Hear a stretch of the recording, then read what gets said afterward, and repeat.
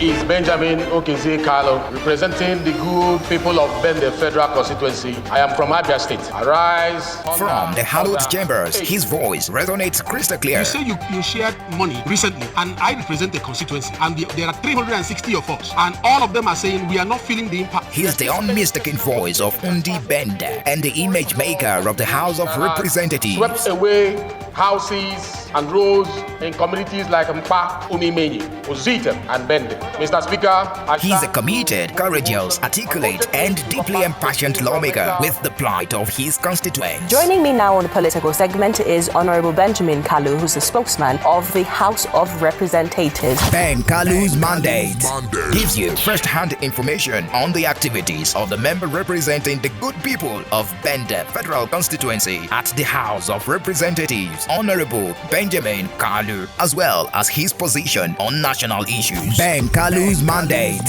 airs on Flow 94.9 FM, Vision Africa 104.1 FM, and Real 99.1 FM every Tuesday by 10:30 a.m. Ben Kalu's mandate, gains of quality representation. Yes, it's another edition of the program Ben Kalu's Mandate. Every Tuesday at 10:30 a.m. right here, we highlight the activities of the member representing the good people of Bende Federal Constituency at the House of Representatives. Of course, my name is Michael Oni, and you're welcome. Our regular guest is joining us virtually. He's the spokesperson of the House of Representatives, the chairman of the Media and Public Affairs Committee of the House, and of course, member of several other committees in the House of Representatives. Representative Benjamin Kalu, glad to have you join us this morning on Ben Kalu's Mandate. Good morning to you. Thank you, Michael, for having me again today. And Abians, thank you for tuning in. I look forward to having a very interactive engagement with you. So thank you very much for joining us. Now let's begin this morning. Interestingly, let's begin with the just concluded by-election in Aba North and South Federal Constituency. One of the beauties of off-season elections in Nigeria is that they parade pitfalls of our electoral laws, which must be fixed for a better general election. All lovers of democracy, you will agree with me, know that the district by-election, such as the Aba North and South Federal Constituency, presents a better thermometer with which to gauge the health of the elections in the country. Your party, the All Progressives Congress, and the candidate of your party lost in that election, coming a distant second. I would like to get your reaction on the outcome of the election, plus the high level of voter apathy recorded. The turnout was just about 3%, less than 20,000 voters out of the 490,000 expected voters. What could be the reason to this, and of course, what are the possible solutions? Yeah, thank you very much. Before I address some of the issues raised, I want to commend all the people who played one role or the other in the last election. Like I've always said, our democracy is emerging. It's not yet a finished product. It is a work in progress. And having said that, there were gaps, just like in any other election, that needed to be filled. And luckily enough, the House Committee on Electoral Matters are currently looking at the Electoral Act, which is being reviewed and almost ready to be, passed into third reading, having gone through most of the processes. But I'm sure during the consideration of the Committee of the Whole, some of the issues that have been observed post a review of that Electoral Act in most of the elections that took place recently will be incorporated, one of which will be the issue of security and the relevant or otherwise of asking security personnel to be at a particular distance, armed policemen to be, armed security agents to be at a particular distance from the polling units. Whether or not that gives confidence to hoodlums to perpetrate whatever they want to do, or whether it secures the voters better, as well as the people who are observing the process of the election. I saw a gap there. I saw that it was not well defined. The space of people who are not casting their votes, and the space of the security agents, and the intervention of security agents when needed. So I saw it. I know that we'll be considering that if there is space to make sure that we secure the people who are coming to vote better than we are doing.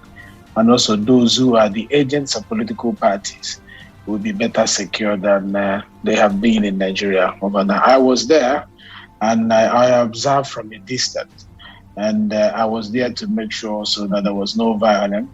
I was at Aba Polytechnics.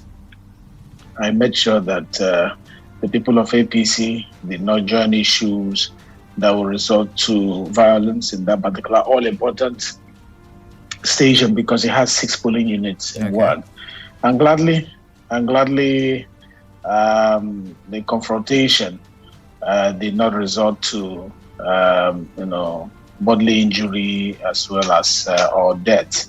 But it was obvious that hoodlums played a major part in that particular case. So, on the issue of voter apathy, yes, I observe it because the observation of a participatory observer is different from those who are non-participatory observers. I flew down from Abuja to observe that election, and I noticed that some of the result sheets and the results coming from various polling units were just 5-6, 4-3, and all the rest of them from both parties, both for the APC and also for the PDP. It was not very encouraging.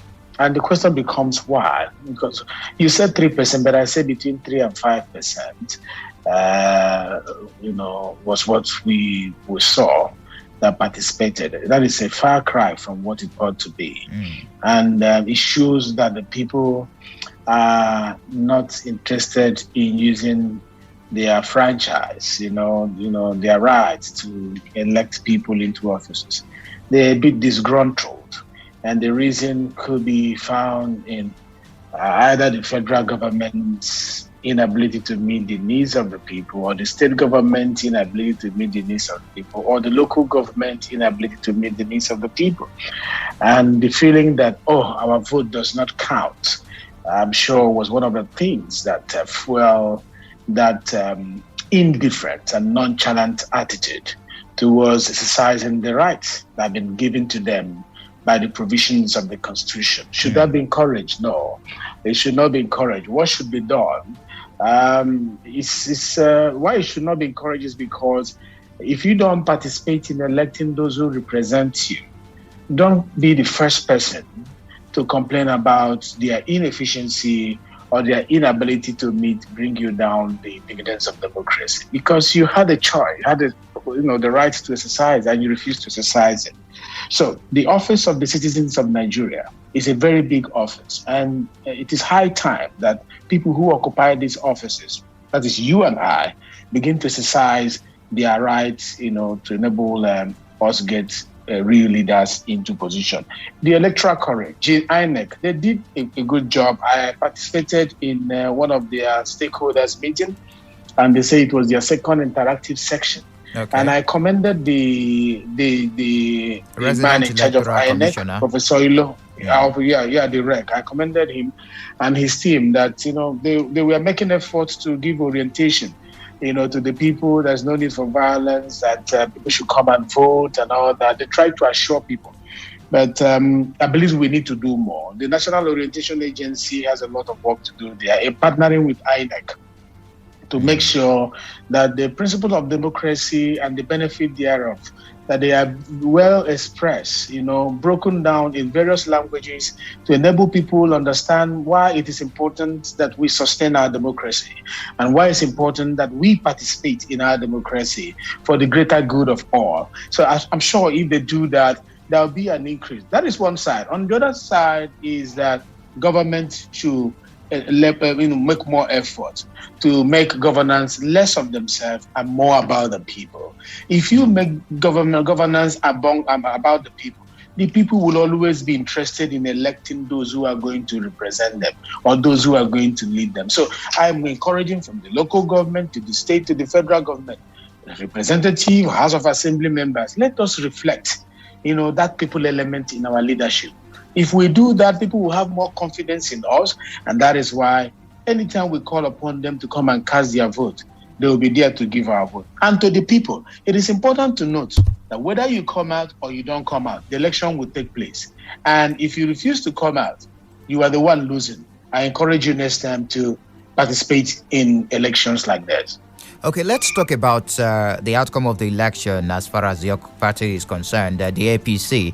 It looks like your party didn't do so well, coming a distant second, 3,000 plus vote cast in favor of your candidate against the winner of the election, the PDP candidate who scored a little above 10,000 votes. I don't know what is your immediate reaction to that.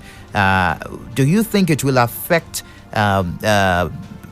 consequent elections as far as your party is concerned in Abia State?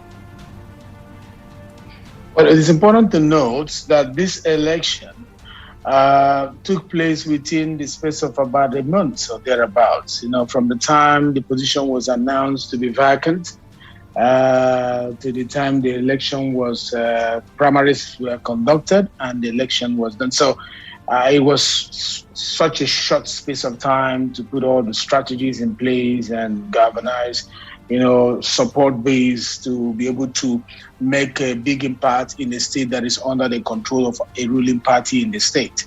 And that is not only the excuse. I want to say that the APC tried their best to make an impact in Abia South, where APC has been very, very quiet. It is a gain also for us. I don't want APC members to see it as a total loss. It's a gain for us because before now, the presence of APC has not been well felt around the Abia South area. If you will recall, in the last election, the Abia North had House of Assembly members, and had House of Representative members, and had a senator. We couldn't achieve that feat in Aba, North and South, which then was predominantly under ABGA. So this labor now that we put in within this short space of time has initiated a conversation, has started changing the mindset of the people who are in Aba North and Aba South to begin to look at APC in a different, with a different, view. Before now, it was seen totally as a northern party, Hausa Fulani party, Ruga party, and all the rest of them. But this election afforded us the opportunity to engage with our people and to let them know the message of the party. It is a gain for us because definitely we are going to leverage what we achieve in the course of mobilizing for members and the campaigning for our party to build a base that will be used for 2023. So if anybody is thinking that what has happened in Aba is a sign for what is to come in 2023, it will be a wrong analogy. Remember, no election was held, no other election held on that day.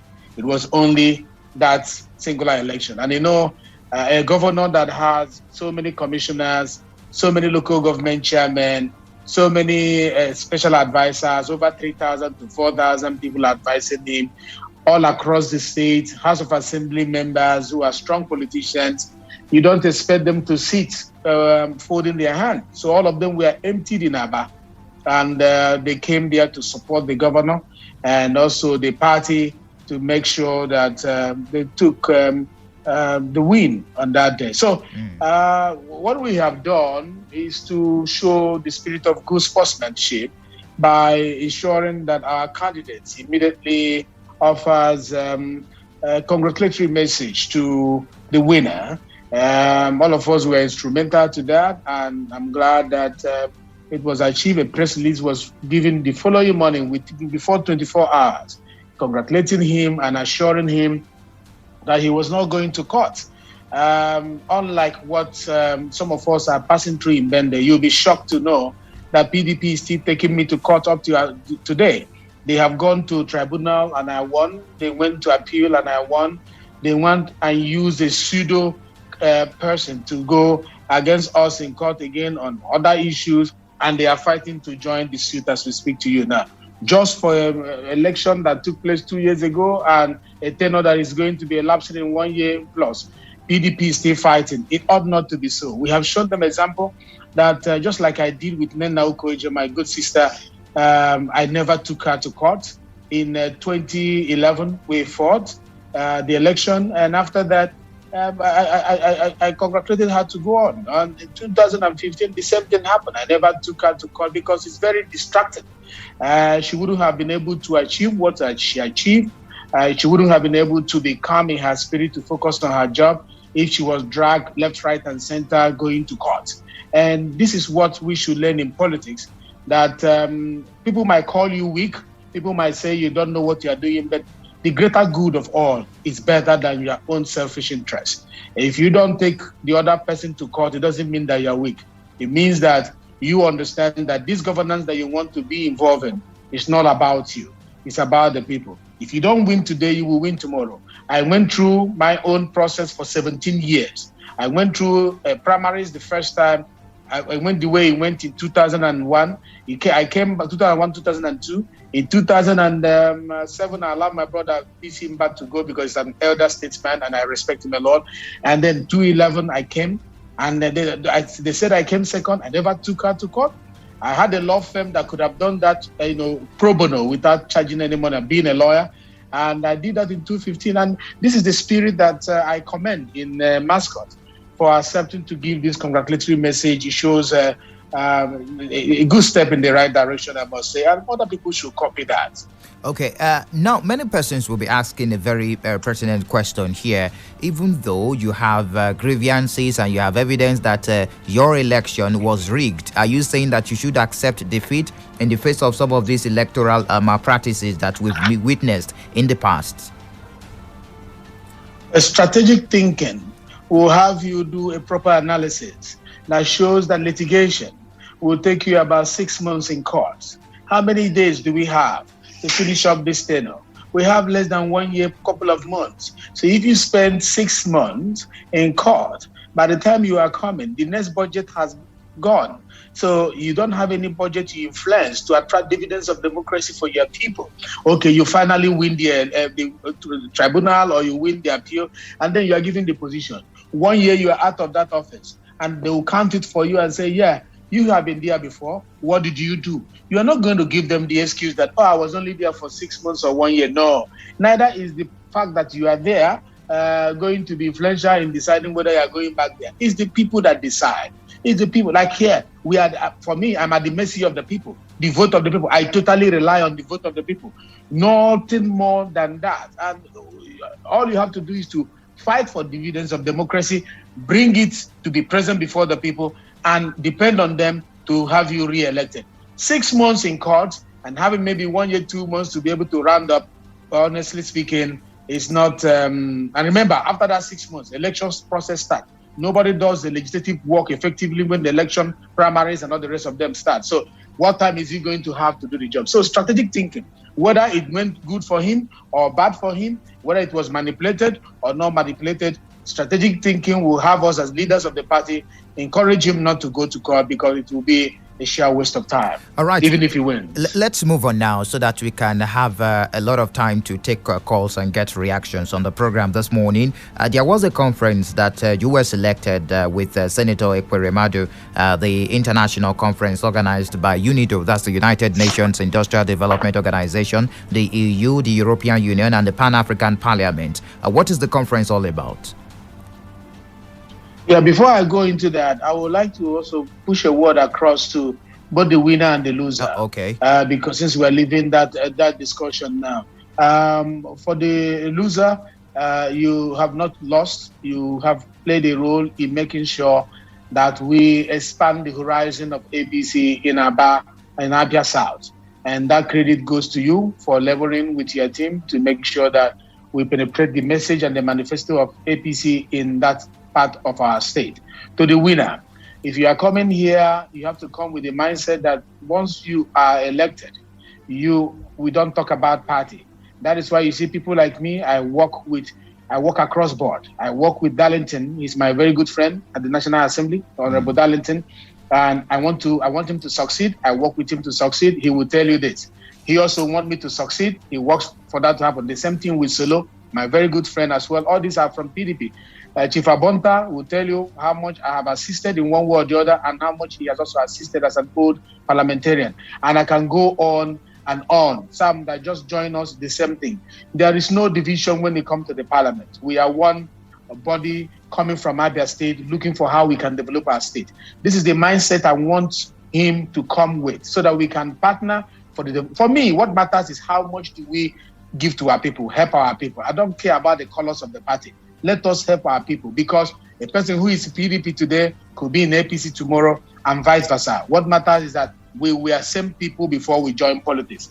Having said that, the issue of the conference, I mentioned to you last time that we had conversation, another seminar that was Zoom across African continent to discuss, Nigeria then, to discuss the issue of climate change, organized by the Pan-African Parliamentary Union, as well as European Union and UNIDO. I think after that conversation, they saw one or two things, maybe based on our contribution. I was picked from the House of Representatives, and the former Deputy Senate President was also picked. And today we are expanding the conversation to the continental level. So in a couple of hours, I'll be joining a team across the whole continent to be able to discuss how we make our electricity, our alternative sources of energy affordable. Because of the ripple effects towards developing our continent. How do we make it accessible and affordable? That is a conversation we're going to have, and it's going to center around how we tap into the energy resources of Africa to make sure that we're able to lift the continent from where it is to where it ought to be. Because you and I know that any day Abia, for example, has a constant supply of electricity. Our industrial nature and our creative mind will have us become like the Japan of Africa that we've been described as. Not even Dubai or Taiwan.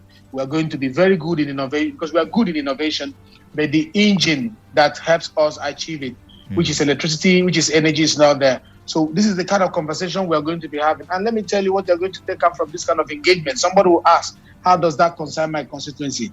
That will be narrow-minded if you think in that direction. By the time you begin to discuss and you're invited by development partners across the world, it means they have seen something that is, of value in you, and they create a platform for you to discuss the needs of your people.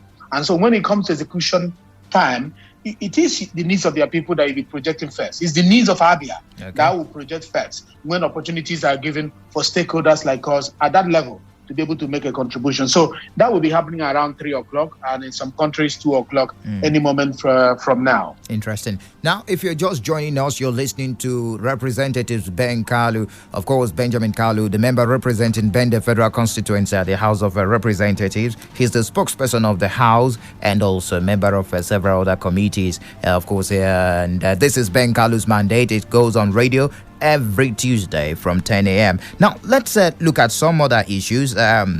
The Honorable Commissioner for Information in Abia State, Chief John Oki Kalu, made some statement credited to him, although he said he wrote as a common man and not as the commissioner now. He made some reference, he referenced some of the things said about you, is that you might join PDP. But before then, he spoke about your representation, and he said that you should be a part of a progressive Abia. Looking at some of the things you've said, you've not insulted anybody in your representation. You speak beyond party lines, and he made reference also to the last election, especially the radio program where Senator Ojiuzo Kalu spoke, and he said it might not sit down well with you, some of the things said by the distinguished senator. I know you must have seen that particular statement. What's your immediate reaction to that, Representative Ben Kalu? Oh, yeah, I've not really seen the statement because I've been preparing for my conference that is coming up, my international conference that is coming up this afternoon. But I know Chief John Oki, I know him as a commissioner from Abia North, commissioner in charge of information for the current government in the state. I don't think he said from what calls people have made, I don't think he said I might be joining PDP. He said, from what they told me, that they are inviting me to join the progressives. Let me quote the last paragraph. He said, maybe one day soon, Ben will join PDP and support the new order in Abia politics that places the good of the people above all considerations. Yeah, I have been at the forefront of publicly asking the governor and privately asking the governor to join APC. And I justified my reason on the grounds that I want him to be on the table where the national cake is shared. I'm not saying he's not there yet, but he could be more inside where the cake is being baked. And that will be for the benefit of Abians. It's nothing selfish. It's nothing to, say, okay, we have won him over. No, that is not about it. Mine is about the people. Mine is about Abia, how to make the Abia better. Because you see, the problem the governor faced when he came into office, the problem he's facing, the problem we have in Abia State, I can tell you, even a magician will not be able to finish it in 2 years. That is the truth that is left in his governance. And I am also thinking of how to make it a little easier, for him to bring more dividends of democracy to the people. And I'm thinking, in my simple mind, an unbiased mind, that he needs help, and that help will come from being close to the center of power, just like what Ebonyi did. And you can see Ebonyi got a lot of help. Forget about the magic people are telling you. Ebonyi got a lot of help from the federal, and I think people might argue, must you be in the same party to get a lot of help? Lobbying is part of these tools that we use in politics, and lobbying is more effective when the person who is lobbying has a good, reception among those he's lobbying. So that's why I've been preaching that. And I think in return, what they are doing now also is to say, okay, you also, you are good enough to join us. So why don't you come over to Macedonia and help us? And the call is coming too close because he's from Abia North for him to be raising that call. I'm sure he's not the only voice that is. Actually, I was a member of PDP before, just like Dr. Carlo, and I was also a chairman of the party in diaspora. I was one of the first people that President Obasanjo made chairman to preach that Nigeria has joined democracy after the military dispensation. And I work closely with Ambassador Tunji Olagunju, who was an ambassador in one of the countries then. And we helped establish PDP in diaspora to clean up the bad image of military junta and also to make people believe that we were serious about our democracy.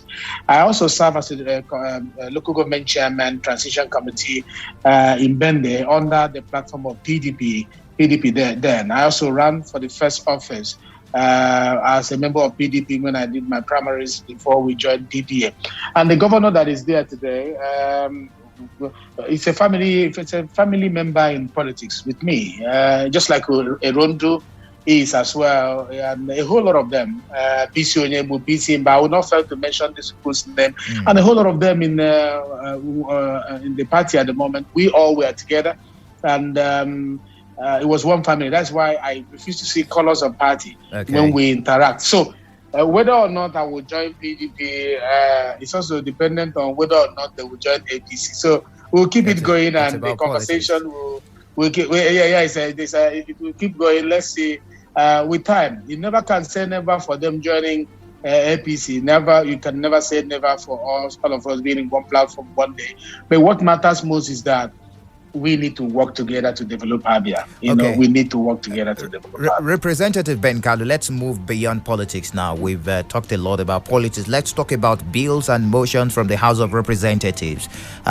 Bills and motions. The motion on the need for urgent intervention in the public health crisis for tuberculosis in Nigeria. I understand that the House of Representatives is urging the federal government to include tuberculosis in the National Health Insurance Scheme, the NHIS package. A motion moved by you, Representative Ben Kalu, at the plenary. How will this motion affect the general public, and when does the implementation commence? I think we will take that. We need to take a break now. When we return, we'll continue the conversation, especially as far as the bills and the motion from the House of Representatives is concerned. It is Ben Kalu's mandate. Of course, it is where we highlight the activities of the member representing the good people of Bende Federal Constituency at the House of Representatives. Stay tuned.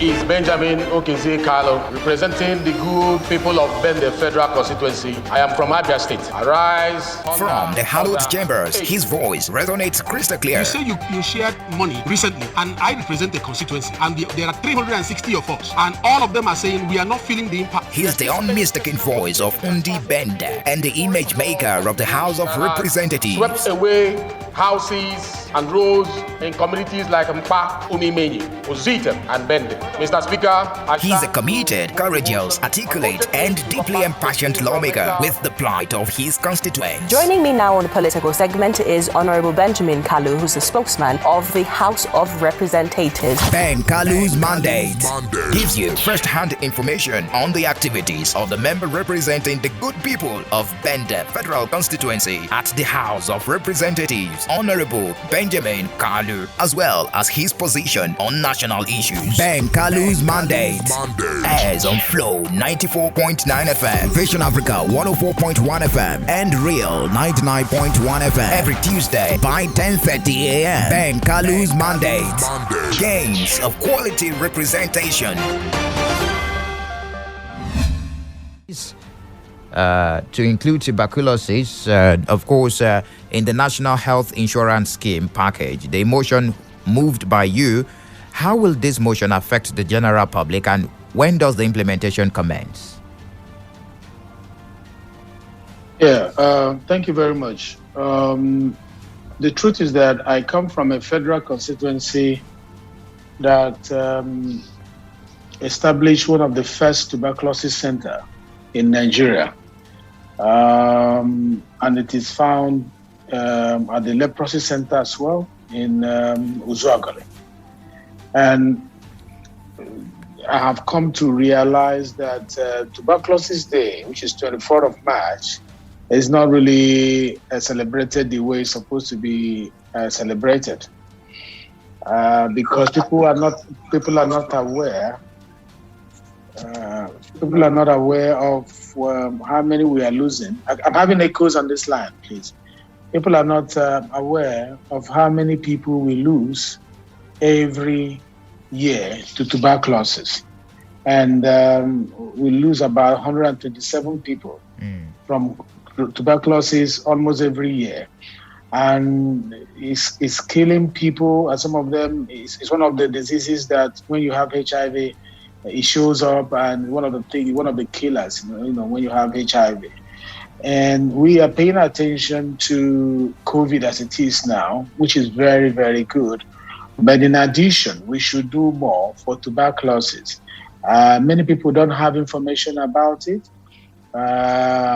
We want to sensitize the people more about tuberculosis, and also let them know that there is a package out there to help them, get out of tuberculosis. We're also trying to let people know that it's not the stigma that attached to tuberculosis is not what it's supposed to be. Moreover, the federal government, we are asking them to make sure it becomes one of the things that will appear under the National Health Insurance Scheme, as one of the important areas that needs attention of government because of how dangerous this disease has been. This was welcomed by the House, and the House agreed that proper funding is supposed to be channeled to tuberculosis.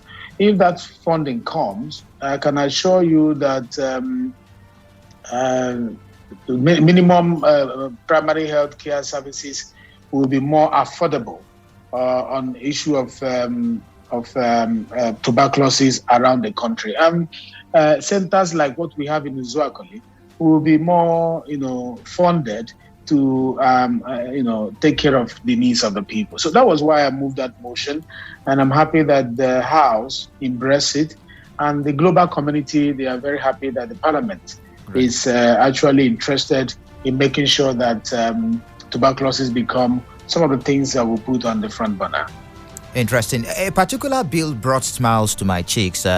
Representative Benjamin Kalu, the bill for the establishment of a Federal College of Education in Bende, also sponsored by you, the representative of Bende Federal Constituency. It has passed the second reading. What is your idea towards the bill, and how long should the people of Bende anticipate the emergence of a Federal College of Education in that federal constituency? Yeah, it was one of the reasons I left Abia State, left the campaign on Wednesday morning. First, to move the motion on the Tuberculosis Day, which I finally achieved, and secondly, the following day, to ensure that since the House was going on recess, that the second hearing of this bill, which I presented July of last year, 20th of July last year, that it was heard for the second time.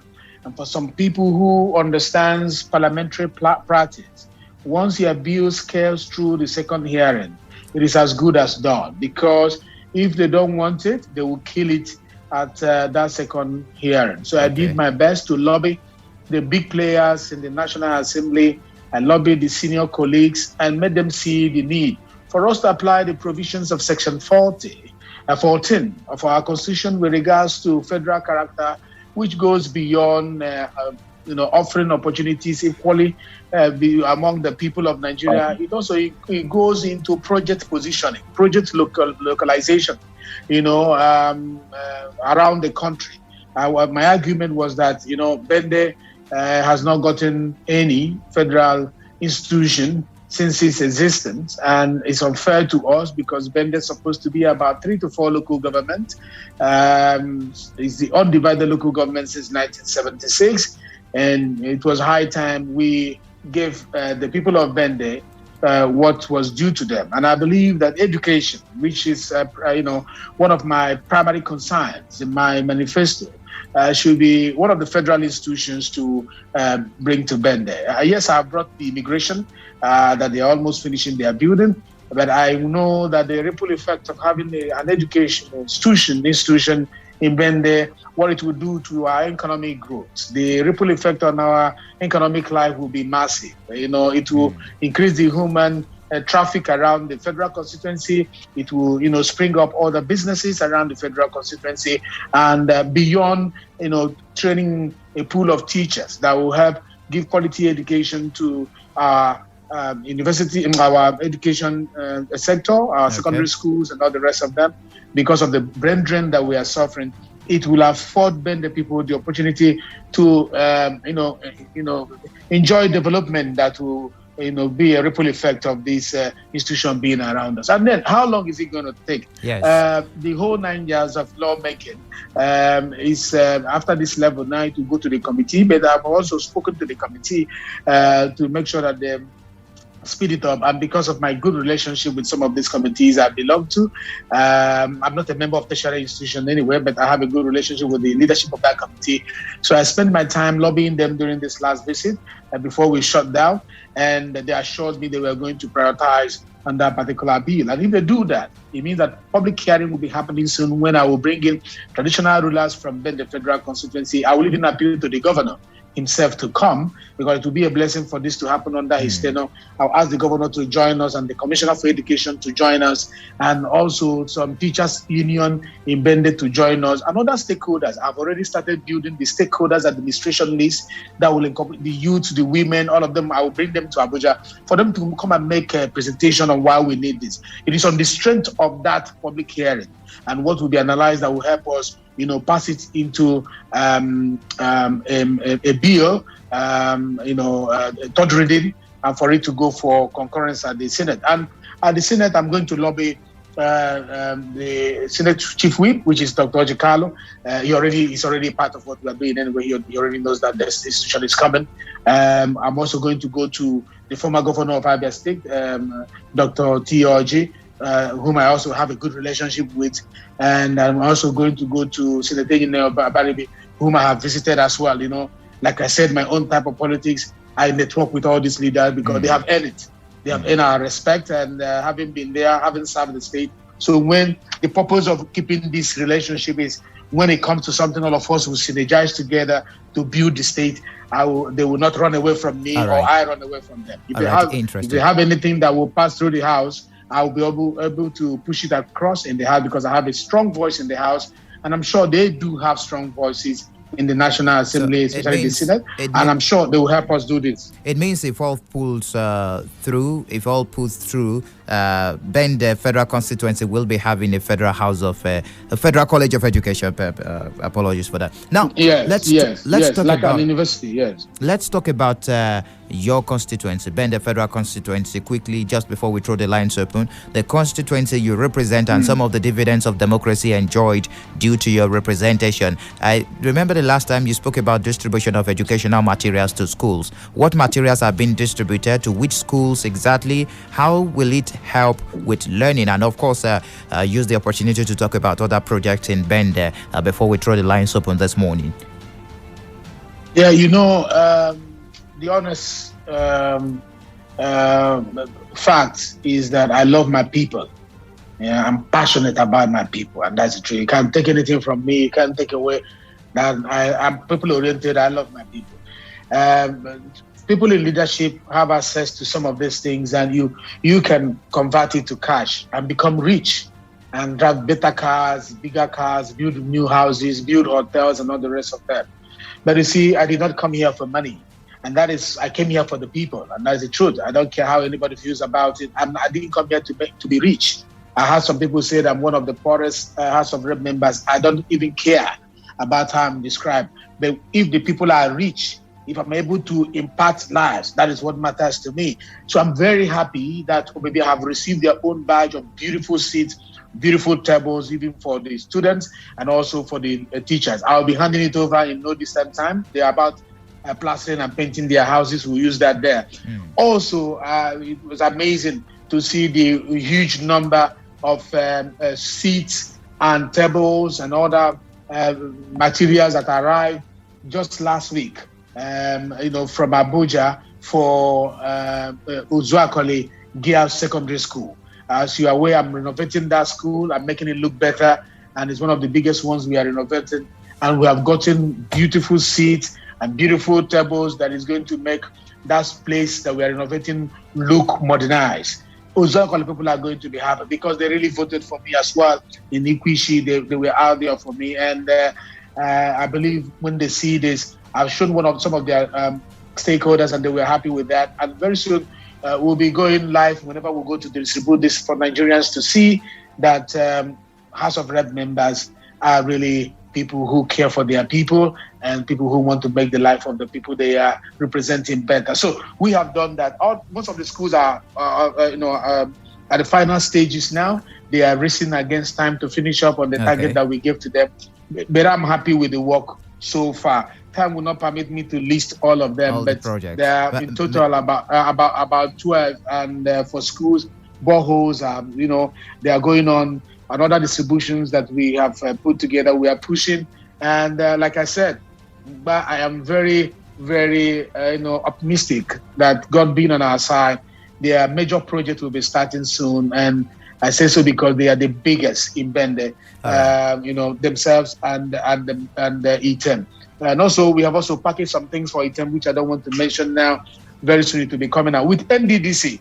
Where a lot of tenders have gone out, and if you go through that tender, you see a whole lot of work we have done for Bende people. And Bende people are going to see massive construction going on. We'll keep working for the people. All right, thank you very much, Representative Benjamin Kalu. Let's throw the lines open now for the good people of Bende Federal Constituency to speak to their representative. Of course, you can use this particular platform to ask questions concerning his representation at the House of Representatives. You can also follow him on his social media handles, talking about the Instagram and Twitter. It is at official Ben Kalu.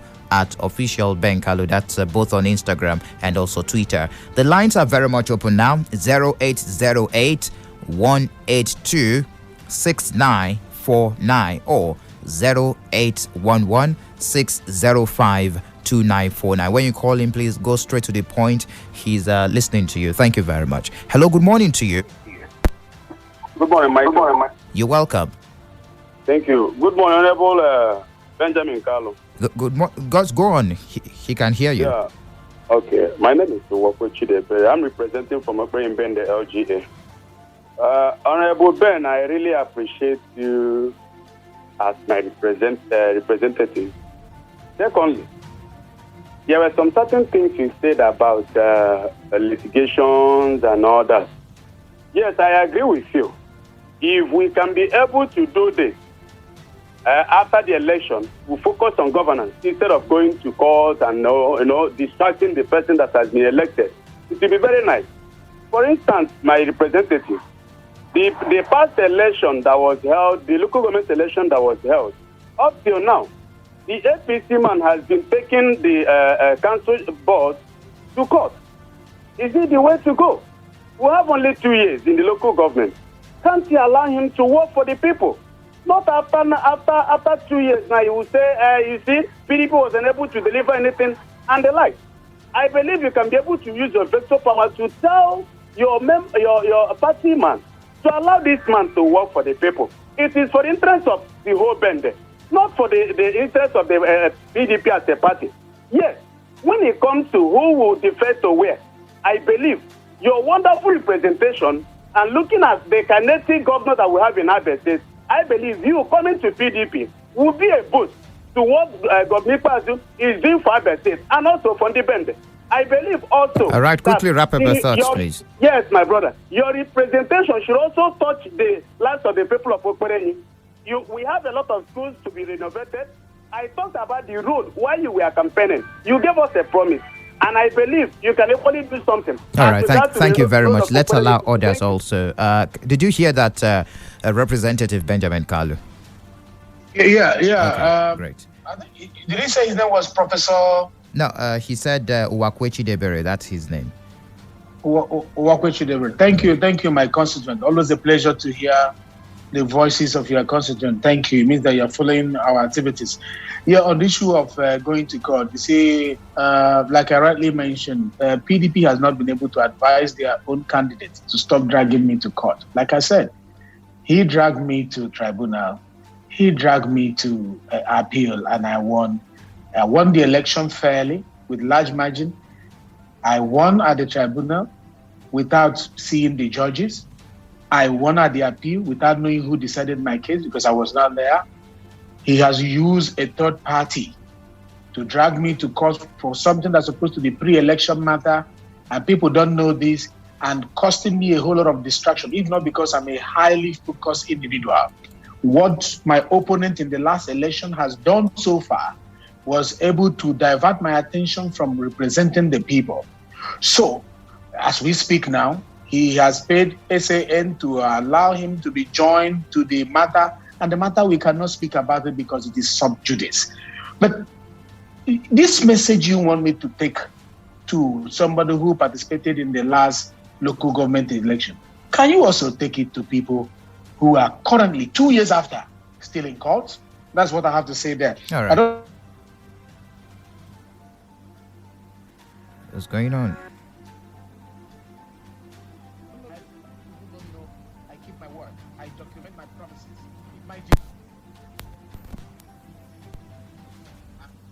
for you. And that road, whatever it is, I'm sure they're going.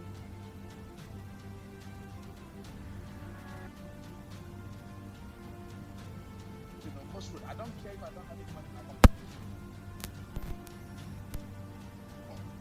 The most important thing is let us have something that belongs to the people, given to the people, and let them be happy. As long as you're happy. Next question, please. All right. There was this celebration in Aba yesterday during. Can you hear me?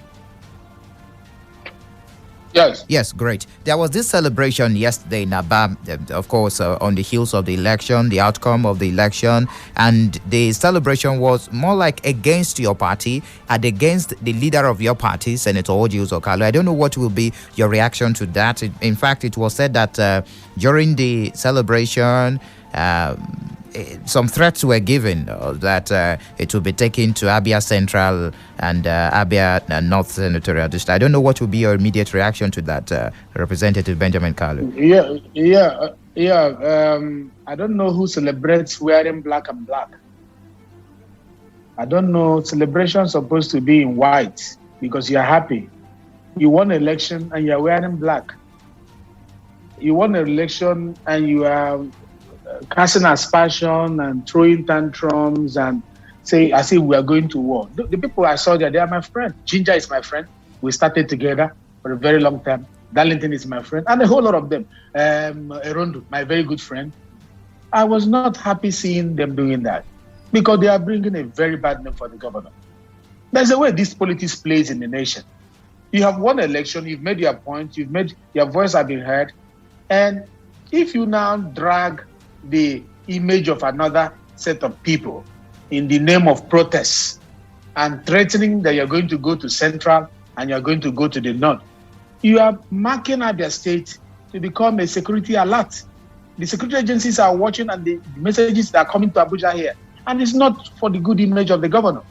To be honest, I had to reach out to key stakeholders and I said, this is not the right step to take. It's not the right step to take because I love my state.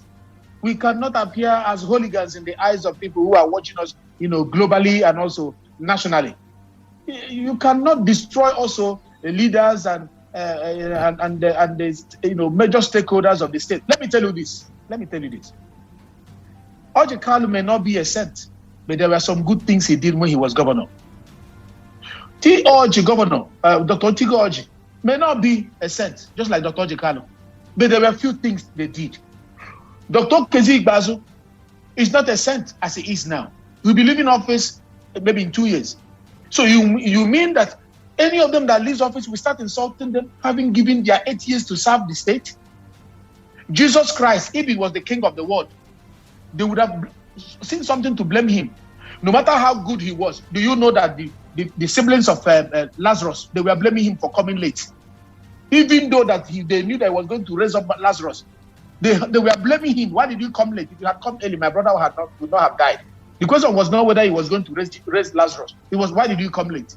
So every leader has people who will always have one form of expectation or the other, and if it is not met, they go into condemnation. But I must say this thing out. You see these three people, Governor Orji Kalu, Governor T. Orji, and our current governor Kezi Igbazu. We should stop dragging their name to the dustbin.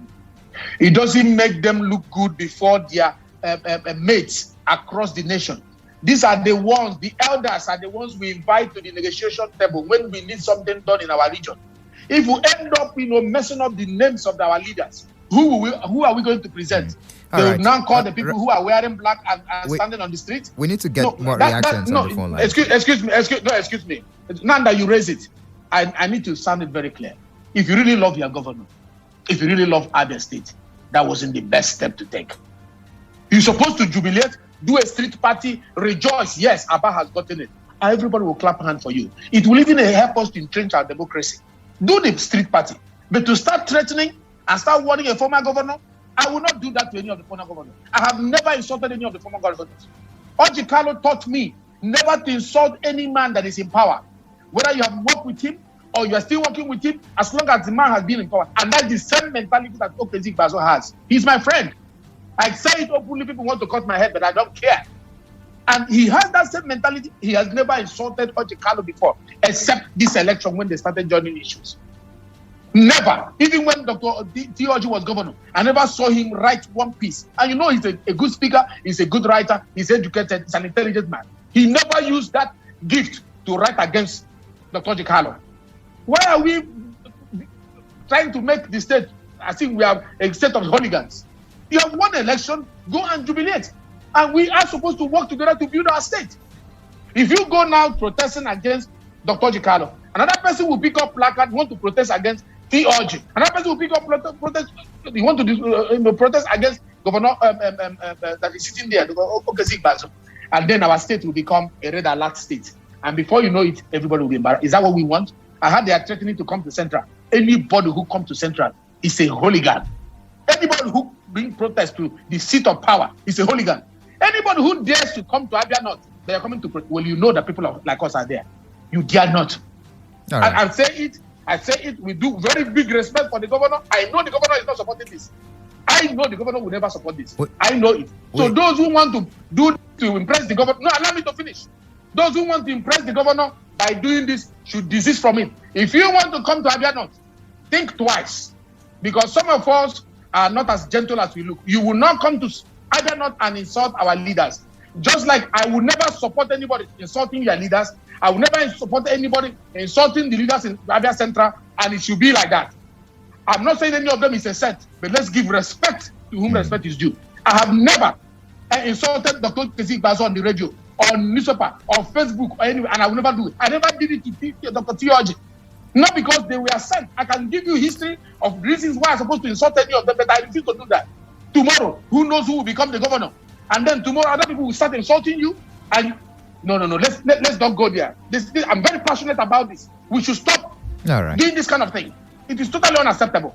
Interesting. I know you got so passionate at that point where we need to stop. Yeah, I'm very passionate about it. We need to stop insulting our leaders. Even the holy books also. Yeah, we need to stop insulting our leaders. It is against democratic ethos. It is against democratic ethos. All right. You won the election. The guy says he's not going to court. Enjoy the election. Enjoy the victory. And don't turn it into warfare. Representative Benjamin Kalu, unfortunately, our time is fast spent. Hopefully, next week we get reactions, especially on some of the issues raised today on the program. Thank you very much for being part of the program today. It will be good. It will be good to have one or two more questions. If you can give us extra 5 minutes. Let us. I don't know why you raised this question when we are still talking about listening to my constituent. I will need to talk to my producer. We don't have raised this issue now about that. Producer, tell your brother about 5 minutes. Let me hear from my people. One more reaction or two just before we wrap up the program. Please. Good morning to you. Thank you. Good afternoon, sir. Yes, go on, please. Your name and straight to the point, please. I am Amuchepa David from Kalu'S. All right. Honorable Benjamin, I am greeting you, sir. Go on, please. I saw your face when you was the campaign.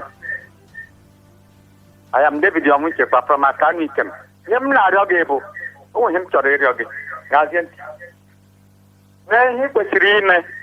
Kare rojo zo kalo chiri Abia State. Me he puliche. Obasanjo wetarai answer. Yes. I'm not going to preach it. I'm not going to madanya ni. I'm like in Apota game where Capota, I don't know why I get Honorable Benjamin Kano. I've heard enough of you. Then do something for us. All right. All right. Thank you for your contribution. Let's take one more call. Representative Benjamin Kalu, then you respond to both callers. Hello. Good morning. Oh, hello. Good morning. You're welcome. Go straight to the point, Thank please. You. Yes, Honorable, I greet you, sir.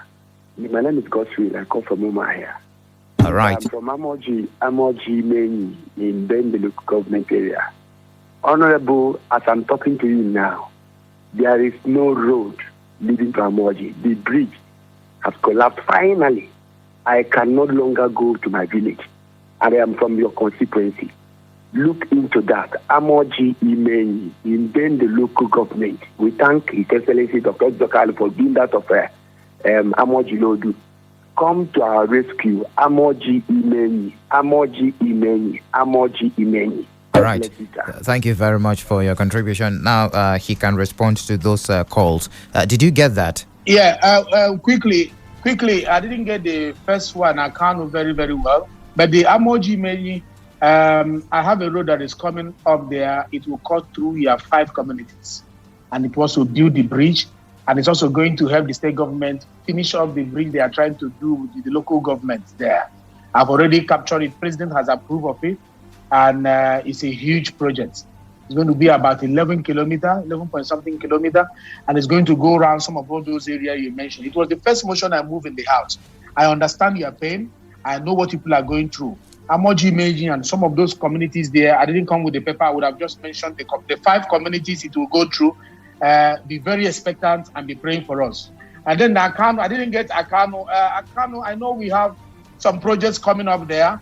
But if you be specific, maybe on Tuesday, call again and let me know specifically what you want us to do. Because my DG from ITEM, and I have one of my best friends, Dr. Daniel Aquari from there, and a whole lot of other stakeholders that I respect so much in ITEM. They're also whispering to me some of the things that we need to do in ITEM, and it will be done. In partnership with Dr. Carl, it will be done. All right, Representative Benjamin Kalu, we want to really appreciate your time on the program this morning on Ben Kalu's mandate. Every Tuesday, 10:30 a.m. is the time where we highlight the activities of the member representing the good people of Benda Federal Constituency. Thank you very much for joining us this morning. Thank you, and always a pleasure to listen to my people and also address my people. I look forward to next Tuesday. God willing, we'll be here to address some of the issues we couldn't finish today. All right. I will always be here. I will always be transparent. I will always be accountable to you because you own this office. It doesn't belong to me. God bless you. Thank you very much, and many thanks to the Pantano radio stations. My name is Michael Oni. Do enjoy the rest of your day.